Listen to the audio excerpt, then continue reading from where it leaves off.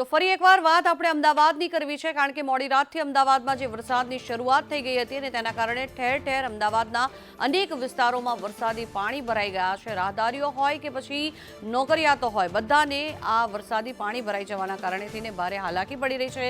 બાપુનગરના Anil starch road રસ્તાઓ પર પણ પાણી ભરાઈ જતા વાહન ચાલકોને ભારે હાલાકી પડી રહી છે। એમાં પણ જ્યારે એએમસી દ્વારા ખોદકામ કરવામાં આવતું હોય અને તેની આસપાસ જ્યારે રોડ રસ્તાઓ પર ચીકણી માટી ફરી વળતી હોય ત્યાં વાહનો લપસી જવાનો પણ ભય અહીંયા જોવા મળી રહ્યો છે।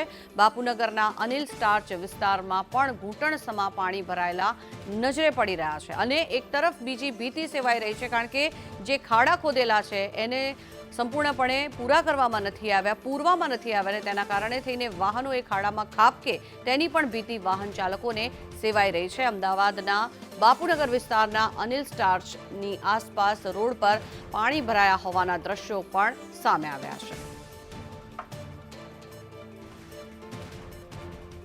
વધુ માહિતી મેળવીએ, સંવાદદાતા આયુષી યાજ્ઞિક આપણી સાથે જોડાયા છે। Ayushi, Anil starch mill road કે જે છેલ્લા ઘણા સમયથી ખોદાયેલો છે, ત્યાં કામ ચાલી રહ્યું છે, પરંતુ ક્યાંક ને ક્યાંક એ ખાડા પૂરાતા નથી અને તેના કારણે થઈને હવે જ્યારે વરસાદ પડ્યો છે, પાણી ભરાઈ ગયા છે, ત્યારે વાહન ચાલકો હોય કે પછી રાહદારીઓ હોય, ભારે હાલાકી પડી રહી છે। શું સ્થિતિ છે હાલ?